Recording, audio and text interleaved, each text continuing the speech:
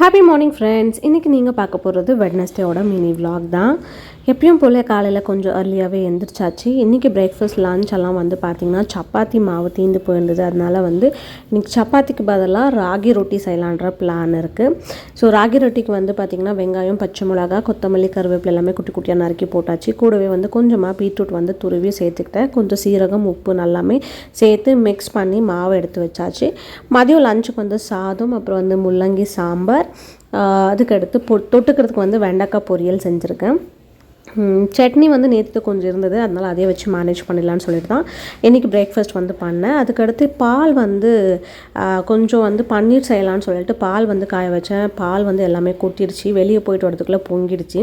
இந்த கடாய் சாதம் எத்தனை பேருக்கு ஞாபகம் இருக்குதுன்னு தெரியல. ஆனால் எனக்கு வந்து எங்கள் பாட்டியும் எங்கள் அம்மாவும் என்ன பண்ணுவாங்க, ஏதாச்சும் பொரியல் இல்லை குழம்பெல்லாம் செஞ்சாங்கன்னா அதை வேறு பாத்திரத்துக்கு மாற்றி வைக்கிறப்போ அதிலே கொஞ்சமாக சாதம் போட்டு நல்லா மிக்ஸ் பண்ணி ஒரு பொடியாக பிடிச்சி கையில் கொடுப்பாங்க. அவ்வளோ ஒரு டேஸ்டியாக இருக்கும். அந்த ஒரு ஞாபகம் தான் காலையில் வந்து என்னோட பிரேக்ஃபாஸ்ட் பிளேட் இதுதான். Bye bye, take care.